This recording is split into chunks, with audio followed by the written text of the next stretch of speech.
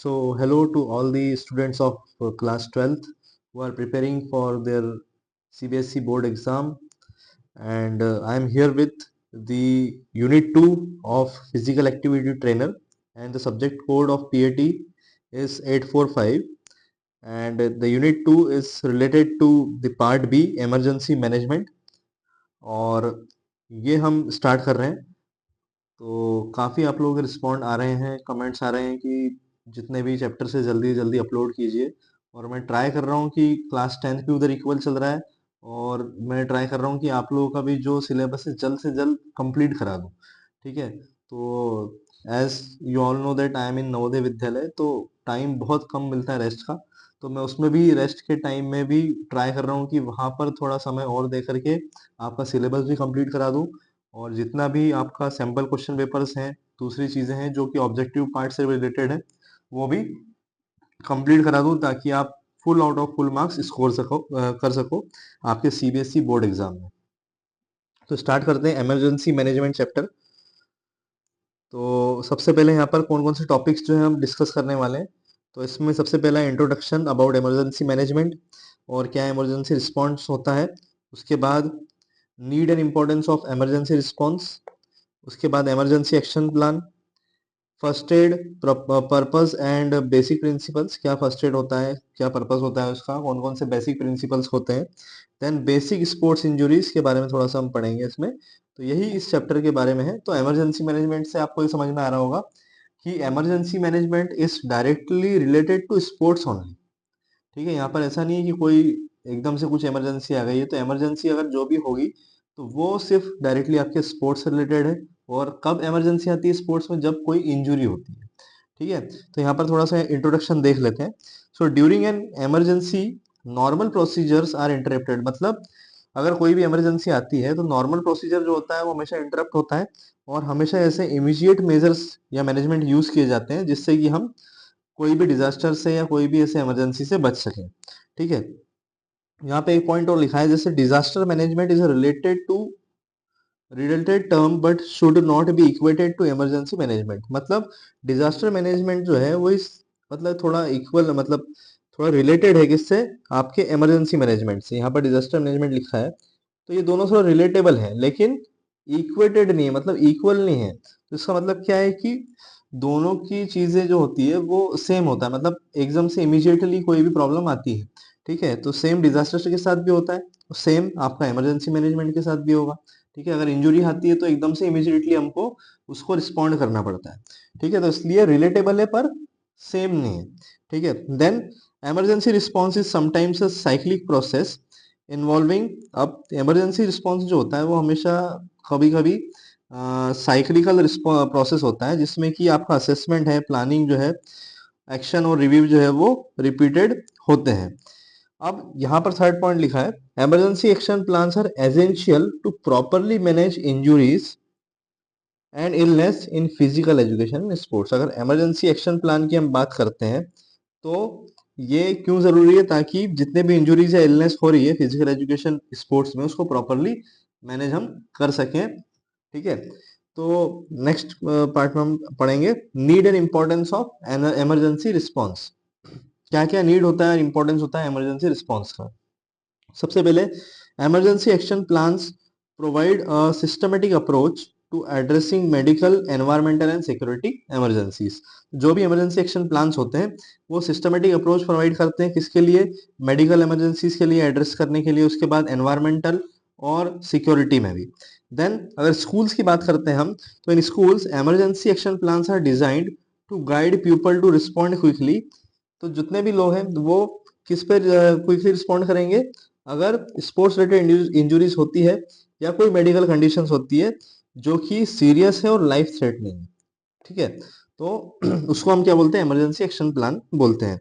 Then emergency action plan help ensure that sports organizations are prepared for serious medical events by putting critical training equipment and protocols in place before they are needed. मतलब emergency action plan जो होते हैं वो help करता है जितने भी sports organisation है उनको, ताकि जो भी इंजुरी अगर हो रही है तो उसको वो जल्द से जल्द ठीक कर सके। ठीक है, थ्रू डिफरेंट क्रिटिकल ट्रेनिंग के थ्रू या इक्विपमेंट के थ्रू या प्रोटोकॉल्स के थ्रू।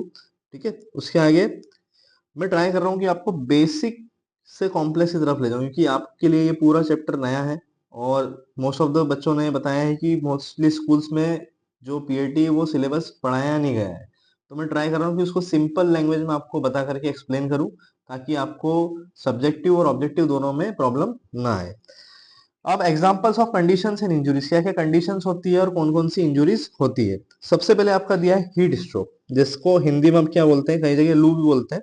ठीक है, तो heat stroke occurs when your body temperature rises rapidly, मतलब जब आपका बॉडी टेम्परेचर जो है वो रैपिडली राइज करता है, मतलब बढ़ते जाता है। एंड उस कंडीशन में क्या होता है कि हमारी बॉडी का टेम्परेचर नॉर्मल होता ही नहीं, तो इसलिए तो it can be life threatening, तो इसमें जान भी जा सकती है, इंडिविजुअल की डेथ भी हो सकती है। तो it can be life threatening by causing damage to your brain and other vital organs, तो यहाँ पर ब्रेन और अदर जो वाइटल ऑर्गन्स होते हैं, हमारे इंपॉर्टेंट ऑर्गन्स होते हैं, उसमें डैमेज होने के चांसेस ज्यादा रहते हैं।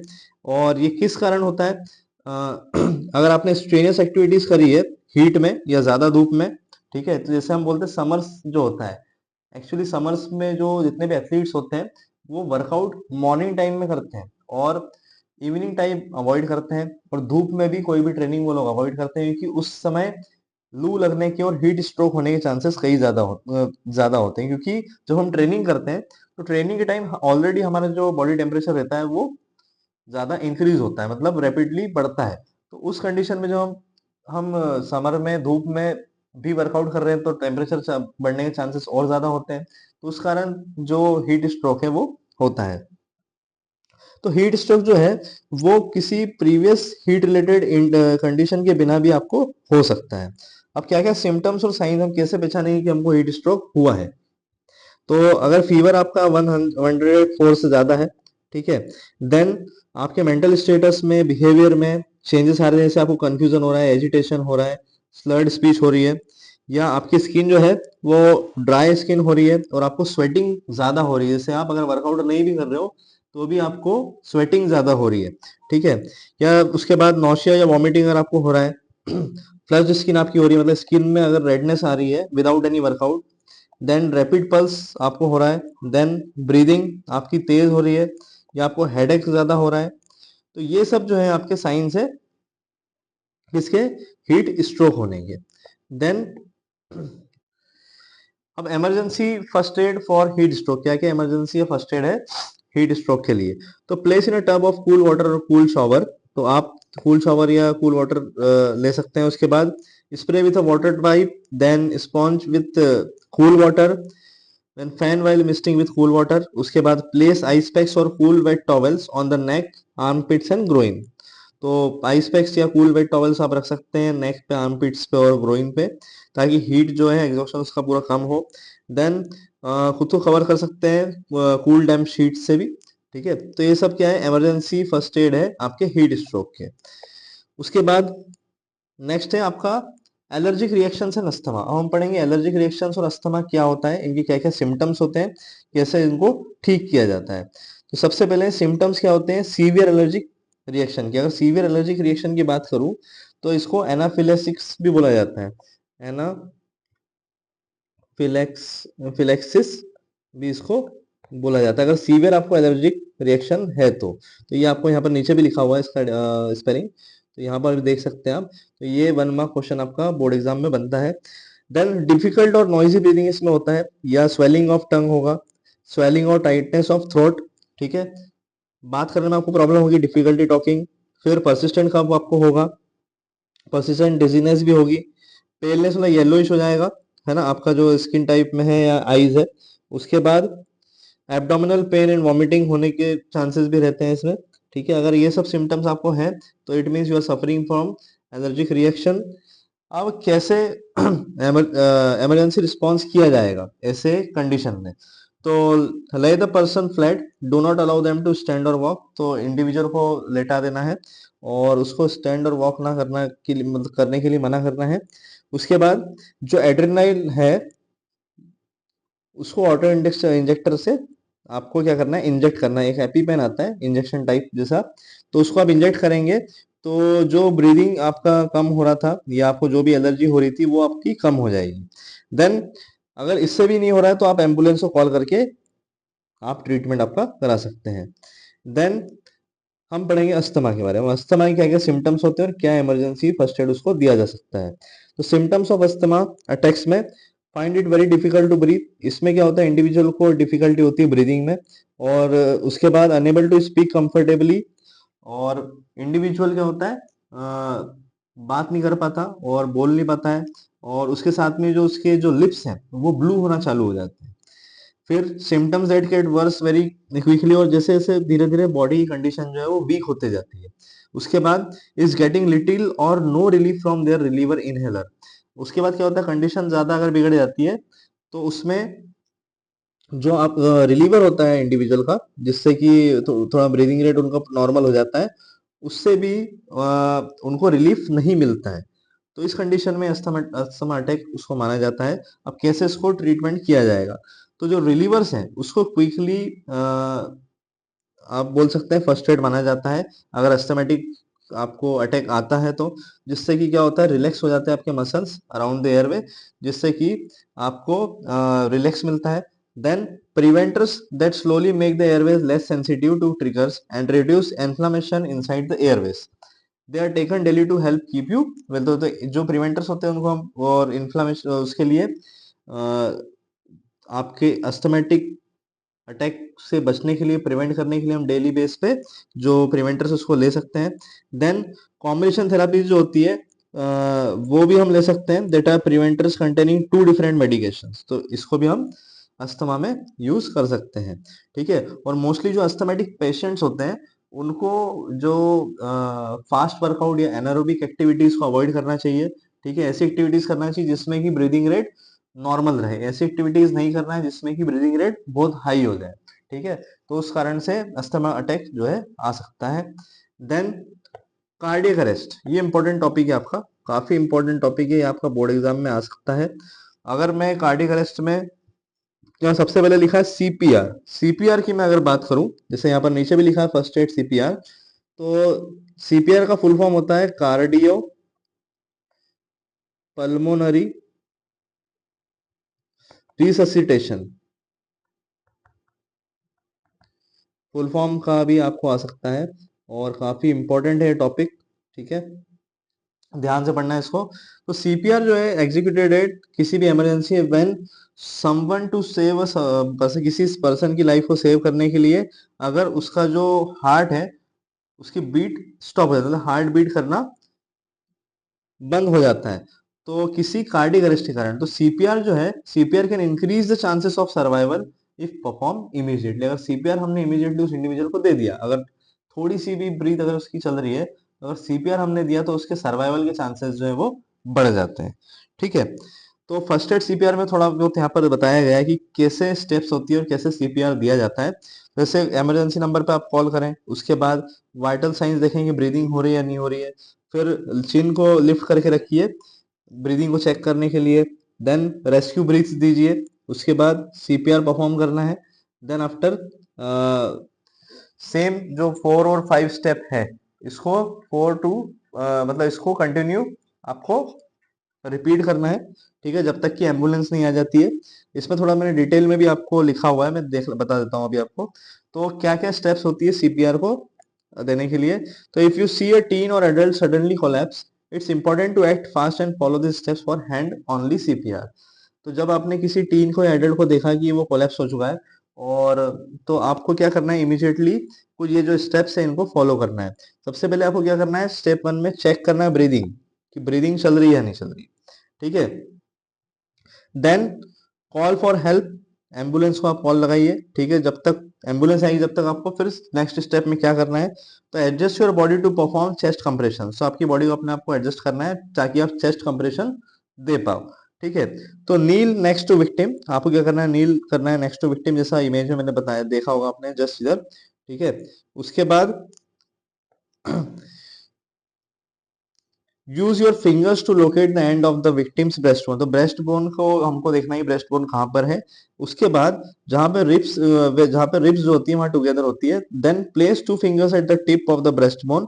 फिर क्या करना है, दोनों दो टिप फिंगर्स रखनी है आपको ब्रेस्ट बोन के वहां पर। Then place the heel of your other hand above your fingers. तो जो आपका जो अदर हैंड है उसके फिंगर्स को आपको, उसके हिल को आपको उसके ऊपर रखना है। So then put the heel of your other hand on top of the first hand. So your hands are stacked. ठीक है। अब यहाँ पर इंटरट्विनिंग फिंगर्स का मतलब ये होता है, जैसे यहाँ पर लिखा है इंटरट्विनिंग फिंगर्स, मतलब मैं आपको फोटो बता देता हूँ उसका एक इमेज। ये देखिए, जैसे यहाँ पर एडल्ट के लिए दिया हुआ है ये इंटरट्विनिंग फिंगर्स। ठीक है, ये होता है इंटरट्विनिंग फिंगर्स, ये दिख रहा होगा यहाँ पर आपको। ठीक है, तो इस तरीके से एडल्ट अगर कोई है तो उसको सीपीआर इस तरीके से दिया जाएगा। चाइल्ड अगर कोई है तो सिंगल हैंडेडली दिया जाएगा उसको, और कोई इन्फेंट है, छोटा बच्चा है, तो इस 2 फिंगर से उसको आपको सीपीआर देना है। ठीक है, और जब आप प्रेस करते हैं तो प्रेस डाउन कितना करना चाहिए, 2 इंचेस करना है, उससे ज्यादा आपको प्रेस डाउन नहीं करना है। और चाइल्ड की अगर, सॉरी, इन्फेंट की बात करते हैं तो 1.5 inches, not more than that. और यहाँ पर लिखा भी है कि perform 30 chest compression at a rate of 100 पर मिनट। ठीक है, 30 चेस्ट कंप्रेशन आपको देने किस रेट पे, 100 पर मिनट के रेट पे। ठीक है, देन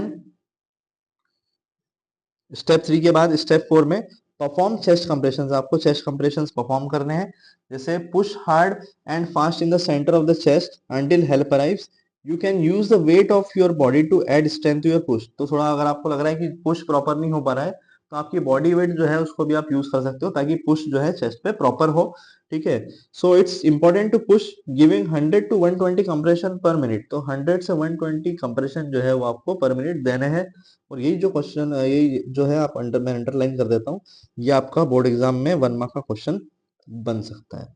ठीक है, then for adult and teenage victims, अगर एडल्ट और टीनेज विक्टिम्स की हम बात करते हैं तो रिकमेंडेड कंप्रेशन जो डेप्थ जो होती है वो 2 इंचेस होती है। ठीक है, 2 इंचेस का हम बात करें तो 5 सेंटीमीटर हो जाएगा, क्योंकि 1 इंच में आपका कितना सेंटीमीटर होता है, 2.5 सेंटीमीटर होता है। मैथ्स के स्टूडेंट्स होंगे तो ऑलरेडी उनको पता होगा, जो कॉमर्स या दूसरे हैं आर्ट्स वाले तो उनको ये ध्यान रखना है 1 इंच में 2.5, 2 इंचेस में 5 सेंटीमीटर।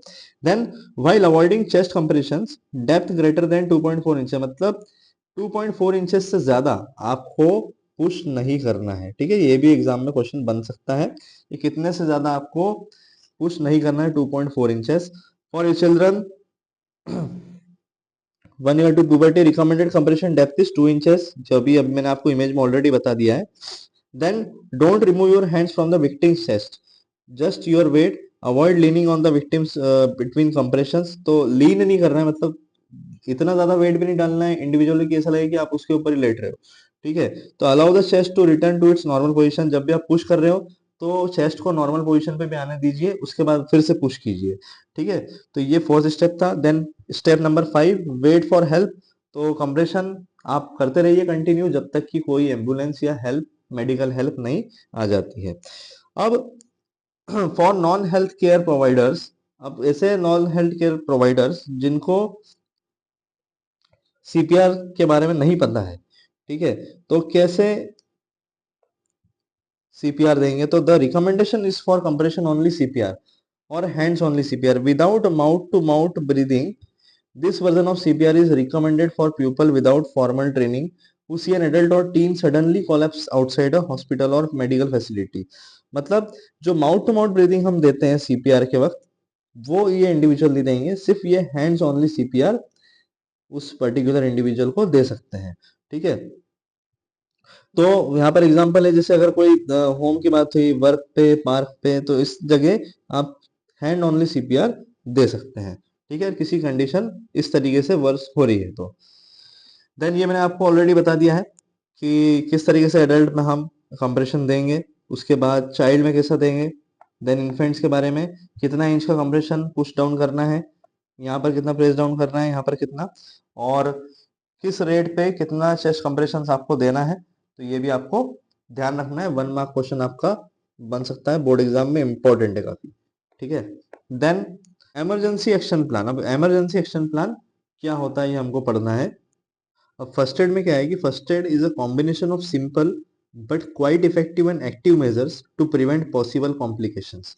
मतलब कोई भी अगर कॉम्प्लिकेशन हुआ है या किसी भी इंडिविजुअल को कोई इंजरी हुई है, तो फर्स्ट एड जो है बहुत इफेक्टिव होता है और एक्टिव मेजर होता है, ताकि किसी भी इंडिविजुअल को जो है उसकी जान जाने से बचा सके।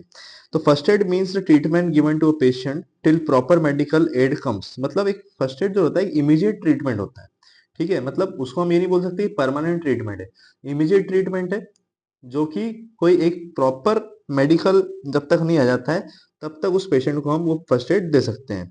तो giving first aid is an important skill. तो अगर फर्स्ट एड हम दे रहे हैं तो वो एक बहुत इंपॉर्टेंट स्किल होती है।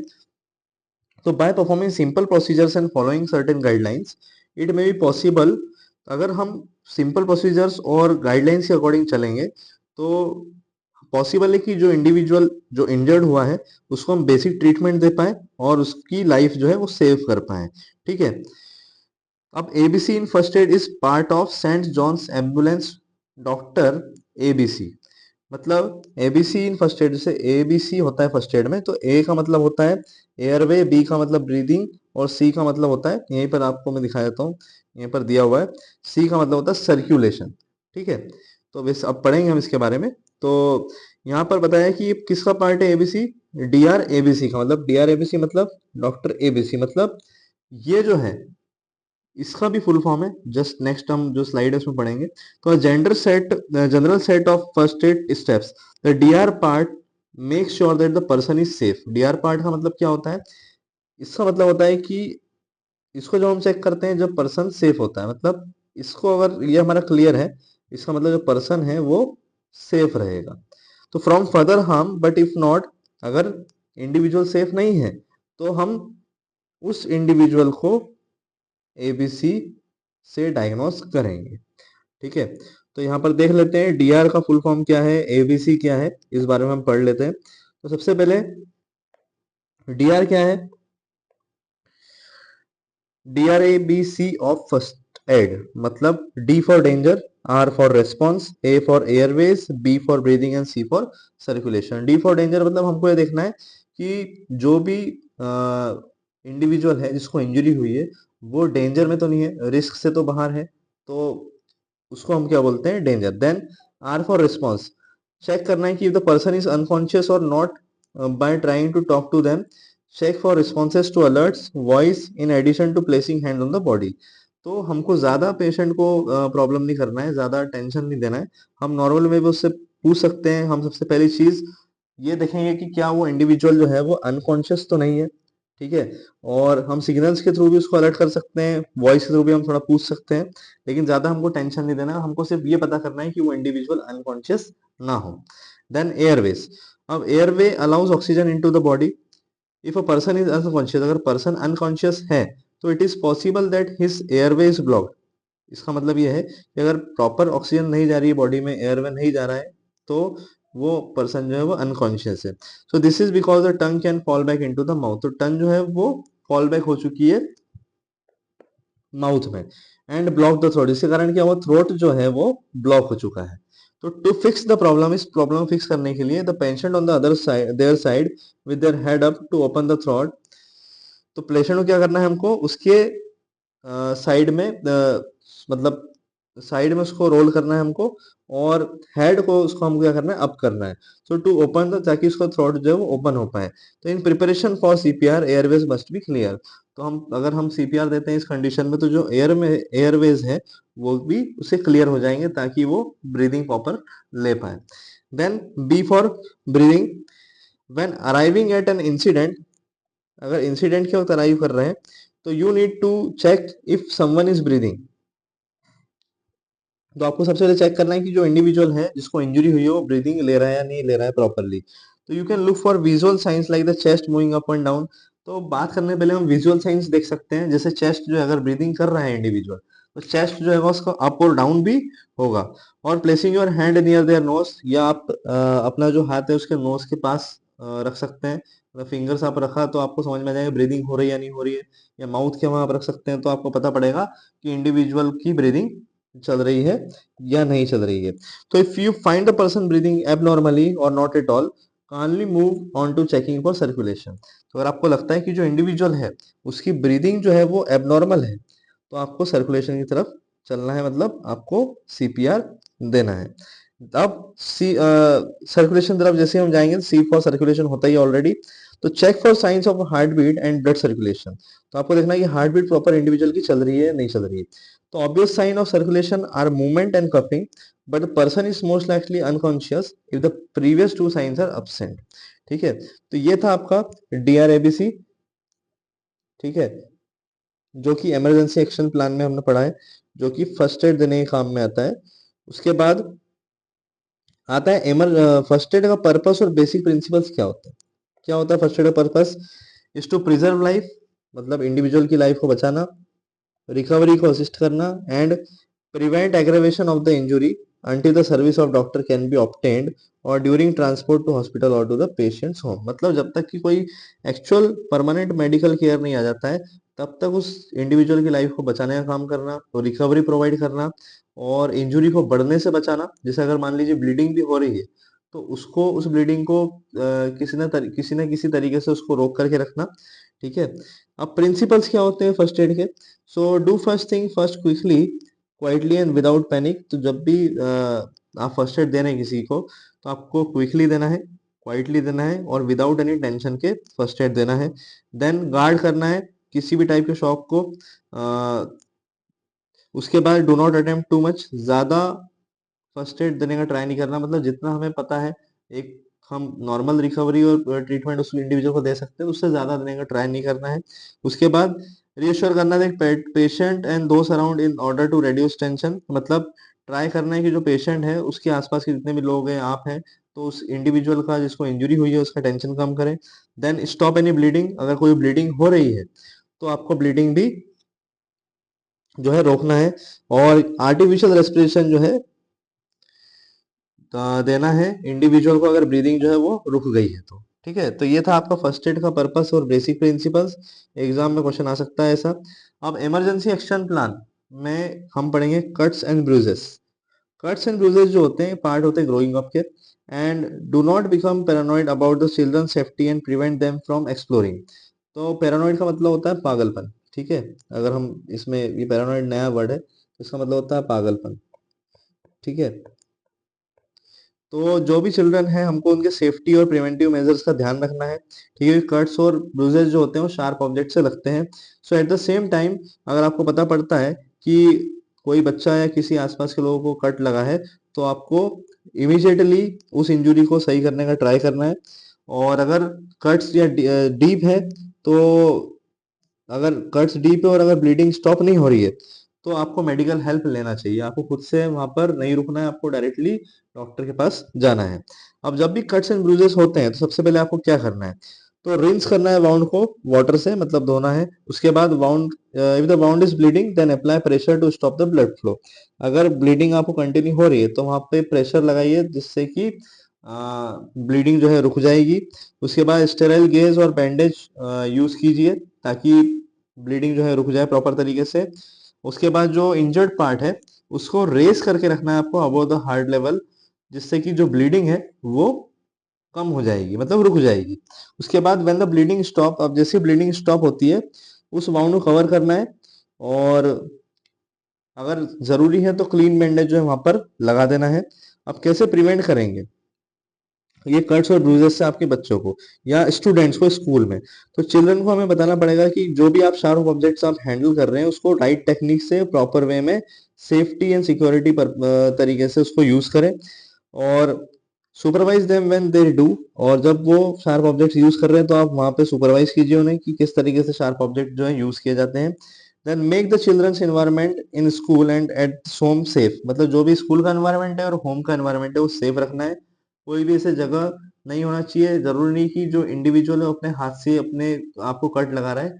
कई ऐसी जगह होती है जहां पर नुकीले चीजें, जैसे मान लीजिए यहाँ पर एग्जांपल में दिया है, avoid sharp corners, glass furniture, access to sharp objects like knives. तो ये सब क्या है, कई बार जैसे ग्लास फर्नीचर है जो निकला हुआ है कहीं या पड़ा हुआ है, तो इन सब को आपको दूर रखना है बच्चों की रीच से, ताकि कोई भी ऐसे कट्स और ब्रूजेस ना हो। नेक्स्ट आपका हीट एग्जॉशन। अब हीट एग्जॉशन क्या होता है?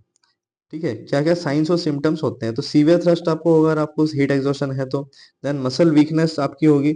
उसके बाद नौशिया या वॉमिटिंग आएगी आपको कभी कभी, हेडेक होने के चांसेस ज़्यादा हैं, देन स्वेटिंग होगी, और आप रिस्पॉन्ड और कम करेंगे जो भी आपसे पूछा जाएगा, और कॉन्शियसनेस भी आपका कम हो जाएगा, और डिफिकल्टी होगी आपको ब्रीदिंग में। अब किस तरीके से आप इसको कंट्रोल कर सकते हैं, ठीक है, तो bring the child under shade. तो जो भी अगर बच्चे को अगर या स्टूडेंट को ऐसा हीट एग्जॉशन हो रहा है तो उसको अंडर द शेड लाना है, देन उसको अंड्रेस करना है, and make him lie with his feet elevated. तो जो फीट है उसको एलिवेट करके रखेंगे। If the child is alert use a cold sponge on. अगर चाइल्ड अलर्ट है तो आपको कोल्ड स्पॉन्ज हेड पर लगाना है, ठीक है, and give him sips of cool water. फिर धीरे धीरे थोड़ा थोड़ा उसको पानी पिलाते रहिए, थोड़ा ठंडा, या जो एनर्जी ड्रिंक्स होती है आपकी, जो स्पोर्ट्स रिलेटेड, इलेक्ट्रल पाउडर हुआ या एनर्जल हुआ, तो ये आप उसको दीजिए ताकि वाटर इनटेक जो है प्रॉपर हो जाए उसकी बॉडी में। Then if we vomit, turn him to the side to prevent choking. अगर वॉमिट कर रहा है तो उसको अदर साइड उसको टर्न कर दीजिए ताकि चोकिंग ना हो, ठीक है। उसके बाद in the case of heat stroke seek medical help immediately. अगर हीट स्ट्रोक है तो मेडिकल हेल्प आपको इमीडिएटली लेना है ताकि इंडिविजुअल के कंडीशन जो है ज्यादा सीवियर ना हो। देन आता है आपका ब्रीदिंग डिफिकल्टीज। अगर ब्रीदिंग डिफिकल्टीज होती है तो जैसे if someone stops breathing, see if the person can speak or respond when touched on the shoulder. अगर कोई इंडिविजुअल की ब्रीदिंग स्टॉप हो जाती है तो आपको क्या करना है, शोल्डर पे टैप करके देखना है कि इंडिविजुअल बोल पा रहा है या नहीं, या रिस्पॉन्ड कर रहा है या नहीं कर रहा है, ठीक है। उसके बाद इफ नॉट, अगर नहीं कर रहा है तो आपको हेल्प के लिए कॉल करना है और इमीडिएट फर्स्ट एड उसको देना है। Then send bystanders for help, but if you are alone perform basic life support for 1 minute before going for help. तो बेसिक लाइफ सपोर्ट आपको 1 मिनट तक देना है कोई भी हेल्प के लिए जाने से पहले, ठीक है, अगर ब्रीदिंग डिफिकल्टीज है तो। देन अब कैसे इसको ठीक किया जाता है, जैसे place the person on his or her back on the floor. तो बैक के ऊपर उसको, इंडिविजुअल को आपको लाई करना है, मतलब उसके बाद हेड को टिल्ट करना है जिससे कि जो चिन है वो अपवर्ड पॉइंट करेगा, ठीक है, ऐसा टिल्ट करना है कि आप जो चिन है वो अपवर्ड पॉइंट करे। Then do this by placing the finger tips under the jaw bone. और इस तरीके से आपको क्या करना है, स्लाइटली उसको चिन अप करना है, ठीक है, जॉ बोन को पकड़ करके। Then lift gently while placing down softly on the person's forehead. This is done to make sure the tongue is not blocking the throat. ये क्यों करा जाता है, ताकि हमें देख सके जो टंग है वो थ्रोट को ब्लॉक ना कर रहा है। ये मैंने हमने पढ़ा है लास्ट स्लाइड में भी कि टंग जो है वो पीछे तरफ चले जाता है जिससे कि थ्रोट जो है वो ब्लॉक हो जाता है। Then keep holding the head in this way while checking for breathing. इस तरीके से आपको होल्ड करना है जब आप ब्रीदिंग चेक कर रहे हैं तो look if the chest is rising and falling. तो आपको देखना है कि चेस्ट जो है वो राइज और फॉल हो रहा है क्या। और place your ear next to their mouth to listen for breathing. फिर आपको क्या करना है, ईयर अपने जो माउथ के पास लगाने ताकि आप सुन पाओ कि ब्रीदिंग जो है वो हो रही है या नहीं हो रही है, ठीक है। तो 10 सेकेंड तक आप जो है ये ब्रीदिंग को आप चेक कर सकते हैं। If there is normal breathing, अगर नॉर्मल ब्रीदिंग है तो hold the head as described above until help arrives. तो आप जिस तरीके से आपने होल्ड करके रखा था हेड को जिसमें चिन अप था वैसे ही रखना है, और जब तक कि मेडिकल हेल्प नहीं आ जाती है तब तक आपको उसको वैसे ही रखे रहने देना है। और अगर ब्रीदिंग नहीं हो रही है तो आपको बेसिक लाइफ सपोर्ट जो है, फर्स्ट एड जो है वो देना है उस इंडिविजुअल को, ठीक है, उसमें सीपीआर भी इंक्लूडेड होगा, ठीक है। देन आता है आपका कट्स। अब कट्स कौन कौन से होते हैं, कैसे कैसे कट्स होते हैं, ब्लीडिंग है, स्मॉल कट्स है, डीपर कट्स है, चॉकिंग है। तो सबसे पहले कट्स के बारे में हम पढ़ते हैं कि ब्लीडिंग। अगर ब्लीडिंग हो रही है तो कोई भी टाइप की अगर ब्लीडिंग हो रही है आपको तो आपको क्या करना है, सबसे पहले सिर्फ जो भी ब्लीडिंग जिस एरिया से हो रही है वहां पर आपको क्विकली रिस्पॉन्ड करना है और उस ब्लीडिंग को रोकना है। देन स्मॉल कट्स क्या होते हैं, small cut in the veins stop bleeding and clot with in a few minutes. तो स्मॉल कट क्या करते हैं कि वेन्स के वहां जो है ब्लीडिंग स्टॉप हो जाती है जिसके कारण क्या होता है, ब्लड क्लॉट हो जाता है। तो इसलिए वो जो एरिया है उसको वॉश कर सकते हैं, और plaster place gently on the top. तो प्लास्टर हम लगा सकते हैं उस एरिया पर। Then deeper cuts. तो डीपर कट्स में क्या होता है कि वेन जो है उसमें कट लगने के कारण क्या होता है, ब्लड जो है एकदम डार्क जो है आपका दिखता है। And it can be stopped bye gentle pressure. तो जब आपको ब्लीडिंग हो रही है तो आपको जेंटल प्रेशर उस पर देना पड़ेगा जिस कारण ब्लड जो है रुक जाएगा, ब्लीडिंग होना रुकेगी।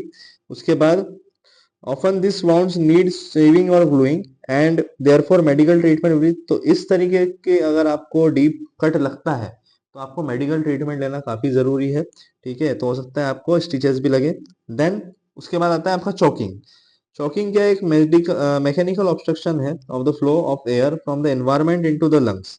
So this usually occurs when food that has not been thoroughly chewed। तो ये कब होता है? जब फूड जो हम इनटेक कर रहे हैं, ठीक है, तो प्रॉपरली हमने उसको चबाया नहीं है, च्यूइंग नहीं किया है, जिसके कारण जो है वो गले में आपके अटक जाता है, थ्रोट में आपके रह जाता है। तो it also occurs when a foreign body or object is lodge in the throat or wind pipe. तो कभी अगर कोई आपने चीज खाई है, तो फूड अगर आपने कुछ खाया है तो वो आपके थ्रोट या विंड पाइप में अटक जाता है। तो person who is choking can usually communicate with hand movements and may place their hand against their throat. तो अगर अगेंस्ट द थ्रोट हम अगर हमारे फिंगर्स को लगाते भी हैं तो हम जो फूड जहाँ पे हमारे थ्रोट में रुका हुआ है उसको हम निकाल सकते हैं।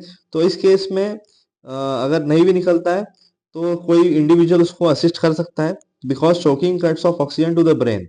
तो चोकिंग से क्या होता है एक्चुअली कि जो ऑक्सीजन ब्रेन तक जानी चाहिए वो जाती नहीं। तो इसलिए फर्स्ट एड जो है क्विकली आपको देना है ताकि चोकिंग जो है वो रुक सके। ठीक है, उसके बाद आता है आपका फर्स्ट एड कैसे दे सकते हैं हम चोकिंग में। तो to give first aid, perform abdominal thrust, जिसको हम बोलते हैं हेमलिक मैन्यूवर।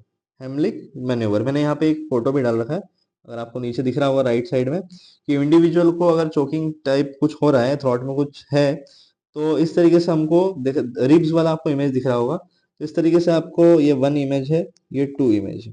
ठीक है, तो उसने इस तरीके से होल्ड करके रखा है।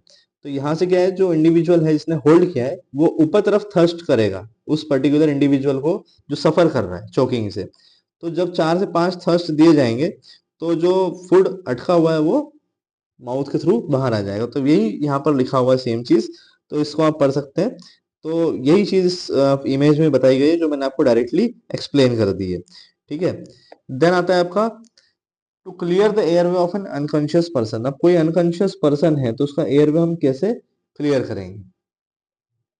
तो जो भी इंडिविजुअल उसको हम लोअर करेंगे उससे लेटा देंगे उसके बैक पर उसके। ठीक है, देन क्लियर करेंगे एयरवे। अगर ब्लॉकेज है, विजिबल हो रहा है ब्लॉकेज, या तो जो हमारे फिंगर है हम उसको माउथ में डाल करके जो भी ब्लॉकेज का कारण है या फूड वहां पर है तो उसको हम निकाल सकते हैं। तो be careful not to push the food. अब हमको एक चीज में केयरफुल रहना है कि हम फूड को ज्यादा पुश ना कर दें ताकि वो थ्रोट के और अंदर ना चला जाए। तो इसलिए उस चीज का हमको ध्यान रखना। और जब हम चिल्ड्रन में ये चीज कर रहे हैं, फिंगर डाल करके फूड को बाहर निकालने का ट्राई कर रहे हैं, तो उसमें हमको विशेष का ध्यान रखना है क्योंकि उसमें कई बार थ्रोट में जो फूड है वो ज्यादा अंदर पुश हो जाता है। So begin cardiopulmonary resuscitation if the object remains lodged and the person does not respond after you take the above measures। तो ये जो अभी हमने देखा है, अभी जस्ट हमने जो पढ़ा है, अगर ये चीज काम नहीं करती, फूड फिंगर्स के थ्रू बाहर नहीं आता है, तो आपको सीपीआर देना जरूरी है। तो चेस्ट कंप्रेशंस जो है वो दे सकते हैं जिसके कारण जो फूड है वो बाहर आ जाएगा। तो ये अ, आपका इस तरीके से जो अनकॉन्शियस पर्सन है उसका जो फूड है वो हम बाहर निकाल सकते हैं। देन आता है आपका बेसिक स्पोर्ट्स इंजरीज, काफी इंपॉर्टेंट। ये आपको एग्जाम में बिल्कुल देखने को मिलेगा क्वेश्चन कि बेसिक स्पोर्ट्स इंजरीज क्या होती है, एक्यूट इंजरीज क्या होती है, क्रोनिक इंजरीज क्या होती है। ये काफी इंपॉर्टेंट है। तो स्पोर्ट्स इंजरीज जो है generally typically occur while participating in organized sports। तो ऑर्गेनाइज स्पोर्ट्स में जब हम पार्टिसिपेट करते हैं, ट्रेनिंग सेशन में जब हम पार्टिसिपेट करते हैं, किसी कोई भी टाइप की फिजिकल एक्टिविटीज करते हैं, तो वहां पर हमको स्पोर्ट्स इंजरी होने के चांसेस होते हैं, जिससे हमारा डेली रूटीन जो है उसमें हिंड्रेंस आने के चांसेस होते हैं। So this injuries may be cause due to lack of proper safety equipment. तो ये जो इंजुरी होती है किस किस कारण से होती है? अगर प्रॉपर सेफ्टी इक्विपमेंट अगर नहीं है, इम्प्रॉपर ट्रेनिंग है हमारी, या इम्प्रॉपर टेक्निक है, उस कारण इंजुरी होने के चांसेस ज्यादा होते हैं। तो दो टाइप की इंजरी होती है, एक होती है आपकी एक्यूट ट्रॉमेटिक इंजरी और एक होती है आपकी क्रोनिक इंजरी। तो एक्यूट में क्या होता है कि सिंगल एप्लीकेशन ऑफ फोर्स से होती है, यहाँ पर लिखा है, हाईलाइट भी किया मैंने। तो एक्यूट जो है सिंगल एप्लीकेशन ऑफ फोर्स से होती है, जिसको हम बोलते हैं स्ट्रेन या स्प्रेन। ठीक है, स्ट्रेन स्प्रेन हुआ और फ्रैक्चर हो गया आपका। ठीक है, वेर इज क्रोनिक इंजरी की अगर हम बात करते हैं तो happens over a period of time due to repetitive training मतलब रेपिटेटिव इनकरेक्ट ट्रेनिंग आप करते हो तो लॉन्ग टर्म बेसिस पे, जैसे स्ट्रेस फ्रैक्चर की अगर मैं बात करूं, ठीक है, तो वो या टेंडनाइटिस या टेनिस एल्बो में मैं लिख देता हूँ यहाँ पर। तो टेनिस एल्बो जो है वो भी ओवर यूज इंजुरी है, मतलब कोई पार्ट को आपने ओवर यूज किया, ठीक है, तो काफी लंबे समय तक आपको पेन हो रहा है फिर भी आप उसको ओवर यूज करे जा रहे हैं, तो उसको हम बोलते हैं क्रोनिक इंजुरी, जो कि पीरियड ऑफ टाइम के बाद होती है, अगर रेपिटेटिव उसी एरिया को आप यूज कर रहे हो इनकरेक्ट वे में, ठीक है, तो उसको हम बोलते हैं क्रोनिक इंजुरी। अब स्प्रेन यहाँ पर दिया हुआ एक इंजुरी दी हुई है। तो लिगामेंट्स आर टिश्यूज, लिगामेंट वो टिश्यूज होते हैं जो कि स्टेबलाइज होते हैं और सपोर्ट करते हैं बॉडीज जॉइंट्स को। अब स्प्रेन एक ऐसी इंजुरी जिसमें कि लिगामेंट जो है वो टीयर हो जाता है, ठीक है, उसके जो लिगामेंट के जो फाइबर्स होते हैं वो टीयर होते हैं, तो the ligament can have a partial tier, तो लिगामेंट में क्या होता है, पार्शियल टीयर होता है, और it can be completely torn apart, या तो पार्शियल टीयर होगा या तो कंप्लीटली वो टॉर्न आउट हो जाएगा। तो sprain ligaments swell rapidly and generally, तो अगर लिगामेंट वाला जो एरिया है वो अगर स्वेलिंग हो गया तो मूवमेंट जो है वो इंडिविजुअल का बंद हो जाएगा, ठीक है। तो एक ट्रीटमेंट होता है जो इसके नेक्स्ट स्लाइड में हम पढ़ेंगे, तो उसके थ्रू हम इसको पूरा सही कर सकते हैं। देन आता है आपका मसल स्ट्रेन, ठीक है, स्प्रेन जो था वो आपका लिगामेंट से रिलेटेड था, और स्ट्रेन जो है आपका मसल से रिलेटेड है, ठीक है, मसल टेंडन से रिलेटेड, ठीक है। अब a muscle strain is injury to muscle as a result of strenuous activity, तो स्ट्रेनस एक्टिविटी के कारण जो मसल इंजुरी मतलब जो स्ट्रेन है वो होता है। तो स्ट्रेन जो होता है ट्विस्ट, पुल और टीयर ऑफ मसल और टेंडन, तो अगर ऐसी कोई अनइवन सरफेस जिस पे हम रन कर रहे थे तो वहां पर हमारी कैपेसिटी के बियॉन्ड हमारा जो मसल है वो स्ट्रेच हो गया, तो उसको हम ट्विस्ट या पुल के कारण जो मसल है, मसल पुल हो जाता है, मसल ट्विस्ट हो गया आपका, तो उस कारण जो है स्ट्रेन जो होता है, ठीक है। तो ये किस तरीके से इसको हम ठीक कर सकते हैं, जस्ट नेक्स्ट स्लाइड में पढ़ लेते हैं। तो बेसिक जो फर्स्ट एड ट्रीटमेंट है इसका वो होता है राइस। राइस मतलब खाने वाला राइस नहीं है, राइस कौन सा है, जिसमें आर का मतलब होता है रेस्ट, यहाँ पर मैंने पिक भी डाल रखा है, आई का मतलब होता है आइस, सी से कंप्रेशन और ई से एलिवेशन। इंपॉर्टेंट है, एग्जाम में बिल्कुल ये क्वेश्चन आएगा, ठीक है, 1 मार्क में आ सकता है क्वेश्चन। तो rest the injured limb and avoid all activities, तो अगर आपको इंजरी होती है तो सबसे पहले आपको रेस्ट करना है और कोई भी एक्टिविटी नहीं करना है। देन जो भी एरिया आपका इंजर्ड हुआ है, स्प्रेन या स्ट्रेन उस एरिया में हुआ है, तो आपको क्या करना है, वहां पे स्वेलिंग होगा, तो स्वेलिंग को कम करने के लिए आपको आइस जो है वो अप्लाई करना है। तो 15 to 20 मिनट्स करना है ऐसे 3-4 बार पूरे डे में। तो 15 to 20 मिनट्स यहाँ पर लिखा है, तो 15 to 20 मिनट्स एक बार में नहीं लगाना है, मतलब 3-3 4-4 मिनट में आप उसको लगाते रहिए 15 to 20 मिनट्स तक। तो वैसे ही उसके 4 रेपिटेशंस और लगाने। देन कंप्रेस मतलब the area with an elastic wrap और बैंडेज, तो जो एरिया इंजर्ड हुआ है उसको इलास्टिक बैंडेज से या क्रैप बैंडेज से आप उसको रैप करना है, और एलिवेट करना है लिम्ब को above your heart level to prevent और लिमिट स्वेलिंग। अगर हम एलिवेट नहीं करेंगे हार्ट की तरफ तो हमारी स्वेलिंग और बढ़ सकती है, तो इसलिए एलिवेट करके रखेंगे अबव द हार्ट लेवल, जिससे कि स्वेलिंग जो है वो कम हो जाए, ठीक है। तो ये था ट्रीटमेंट ऑफ स्पोर्ट्स इंजरी, मतलब इसमें आप स्प्रेन और स्ट्रेन को जो है ट्रीटमेंट दे सकते हो इसके थ्रू। देन अब concept of first aid kit क्या होता है, concept of first aid kit है मतलब कि हमारे स्कूल में अगर जहाँ पे हम काम कर रहे हैं या हम फिजिकल एजुकेशन टीचर हैं, या अगर घर पे की भी बात करें तो हमारे पास जो फर्स्ट एड किट होती है तो उसमें क्या क्या सामान या क्या क्या इंपॉर्टेंट चीजें होना चाहिए। तो अब well stocked first aid kit is important as props for every physical education classes. The first aid kit should be within an easy reach for the teacher to use in case there are any emergency। तो कभी भी कोई सी भी emergency में वो first aid kit हमें काम आ सकती है, तो क्या क्या चीजें उस फर्स्ट एड किट में होना चाहिए।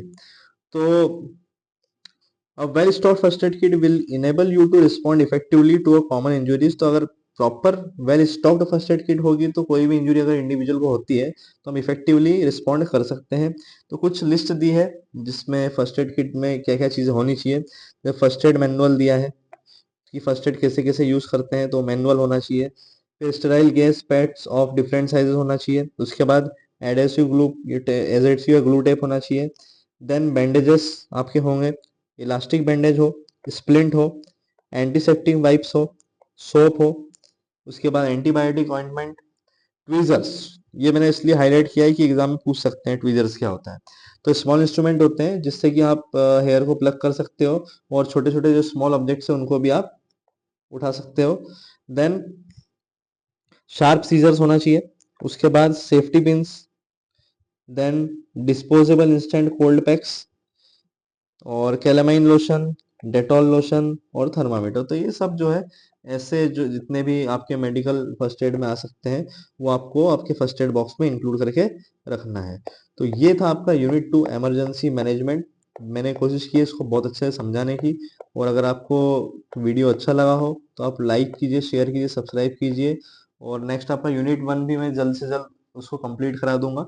और टेलीग्राम चैनल भी मेरा है जो फिजिकल एजुकेशन विद अंकुर नाम से है, तो वहाँ पर आपको इसका पीडीएफ मिल जाएगा नोट्स का। और हमारे चैनल से कनेक्टेड रहिए। और थैंक यू इतना अच्छा रिस्पॉन्ड करने के लिए। सब जो है एडेड हैं, जुड़े हुए हैं, डेली बेस पे वीडियोस देखे जा रहे हैं। तो मैं श्योरिटी दे रहा हूँ जो भी चीज़ें मैं आपको प्रोवाइड कर रहा हूँ नोट्स के बेसिस पे, वीडियो के बेसिस पे, उसके बाहर आपके बोर्ड एग्जाम में नहीं जाएगा। ठीक है, तो लगे रहिए, पढ़ते रहिए, दूसरे सब्जेक्ट्स भी पढ़ते रहिए। तो तब तक के लिए टाटा bye bye and thank you.